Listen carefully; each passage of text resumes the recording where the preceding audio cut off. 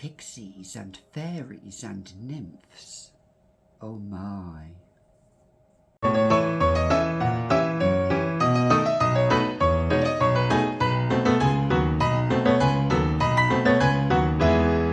Hi, I'm Gabby and welcome back to another edition of the Fragrantician, where here on this channel we just talk about fragrances. Welcome. This is our little French cottage here in France, filming a very special video here, all about a few fragrances that I've matched to different types of fairies. Now, I have no real knowledge of fairies, but if you do, I'd love to see your comments down below. But I've just matched a few fragrances to the different types of fairies. So, without further ado, let's jump in. First fragrance I'm going to pair in this magical forest, this magical abode behind me, is for the pixie. Now the pixie is only about 6 inches high, I think. They can be little devils, I suppose, but they are very, very helpful creatures. Pixies are very underrated. Now the scent that I'm going to scent for a pixie is none other than Paris Hilton, and the fragrance I'm going to put with a pixie is this one here, which is called Fairy Dust by Paris Hilton. This is a lovely tuberose green scent. It is not for the faint of heart, I would say. Pixies and fairies, I think this would just suit the personality of a pixie. It's cute, it's sweet, but it's almost fairy-like, but it verges on a little bit of mischievousness as well, I think. This is a perfect scent that I would pair with a pixie. Legend and folklore is really abundant depending on the country where you're from, whether it's from Europe, from Germany. I know in Iceland, I think, there are some caves that are protected by the government because they believe it's inhabited by fairies, I think. Who knows? But Fairy Dust by Paris Hilton. This, you expect a real juvenile sweet scent, and it is sweet but floral sweet. All of these scents have some backbone to them, have some earthiness, have some grit to them, and this perfume definitely is a vintage vibe and has some grit. So for the pixie, I will pair Fairy Dust. Go and sprinkle some magic. The next type of fairy I'm going to pair this scent to is to a fawn. Now a fawn it looks like half human, half animal, almost goat-like from the waist, well, from the head down. It's this mythical creature that is sweet and serene. However, look one in the eye, I think, and it will bewitch and beguile you, and it will have you under its spell. And I think for this scent, it goes perfectly. Ange ou Démon by Givenchy. This is quite a mesmerizing scent.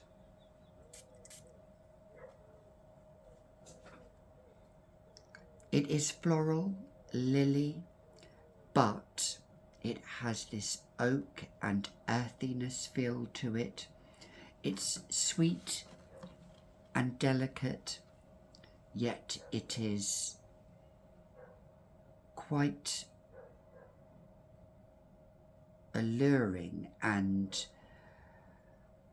it has a hold. It's a real bewitching scent, this is. I was nearly going to pair this with a banshee.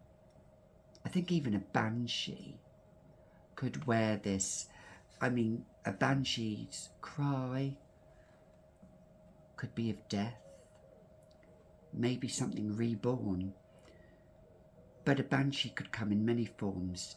But I think a fawn is also fitting for this type of scent, because it is ange démon. Is it angelic, or look at a fawn in the eye and you just never know what spell you could be under. Ange démon by Givenchy. The next scent I am going to compare to Nymphs, which originate, I think, from Greece. The myth, the folklore, I mean, is it Amphitrite or Amphitrite was married to Poseidon, the famous nymph? They are creatures that are meant to be immature, I don't know. They are very beautiful to look at, very, very beautiful, attracted by the male fairy. I don't think you can have a male nymph. Maybe they're called nymphettes. But I'm going to pure, yes, you've guessed it, Pure Poison by Dior, because I know I speak about this scent a lot, but it is pure. It smells of purity to me, because it has a little bit of sexuality to it and backbone to it. But the jasmine, the orange blossom, it's bright, it's effervescent to me, and as it dries down, it has some slight sexiness to it. So that's why I am aiming this scent towards a nymph.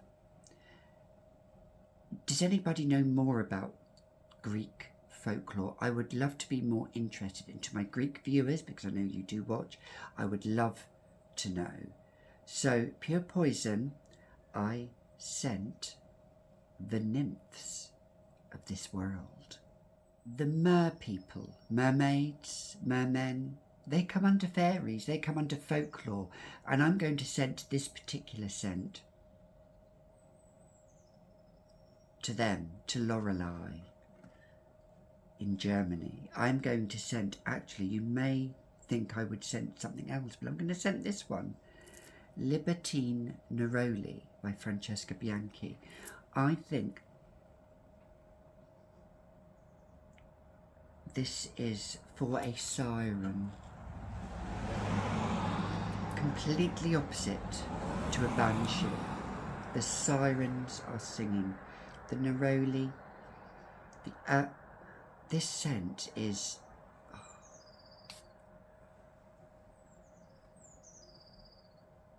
it has this almost, I feel, aquatic feel to it, this almost sea-like feel to it. And I don't know what mythical magic, chickens there, I don't know what mythical magic Francesca put in this, but it has that vibe of, I was completely smitten by it. It was a complete blind buy. And I feel the mermaids and the mermen of this world would wear this. Oh, I'm going to spray it again.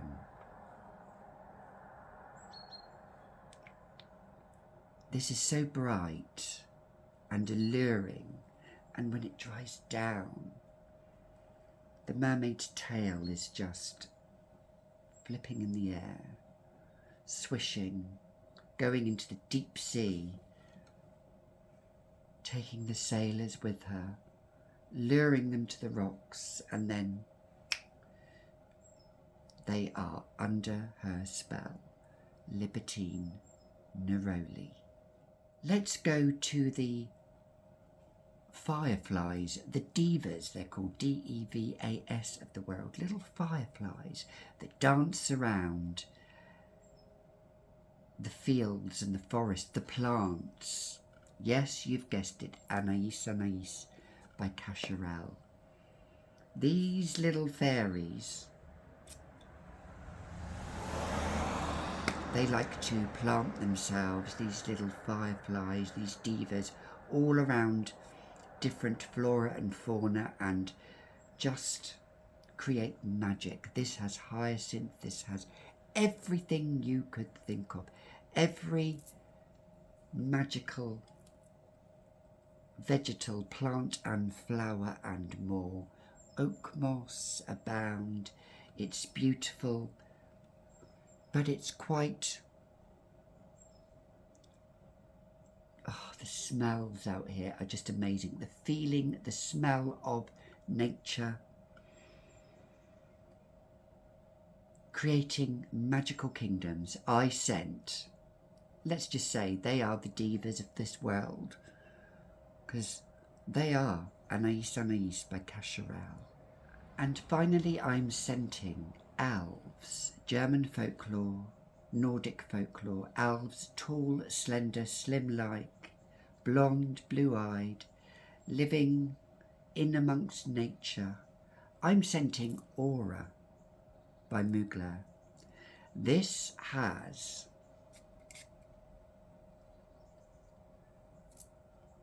it is like minty greenness to begin with, but it dries down into lovely sweetness. Elves look beautiful, and with this magical wolfwood note, whatever it is in here. The elves in German folklore have this just ethereal, magical, whimsical nature in the forests, the meadows, the woodland, the countryside, keeping everything in order. And I feel that they would have animals around them somehow. I don't know why, I just have a feeling that these elves would attract all kinds of animals, whether it be wolf-like, cat-like, bird-like, just travelling with them. And this enveloping scent of this woodiness and a little bit of vanilla as well, just sweet vanilla just in there, but it keeps it really green with the green notes that are in here. This, to me, when I wear this, I feel like a tall, slender elf. Aura by Mugler. There are other types of fairies, and folklore abound. You have brownies, you have hobgoblins, you have changelings as well, that are a little bit dryads as well, that you could see a face in a tree. If the tree dies, apparently the dryad dies with it. What are your specific scents that make you feel at one with nature, that you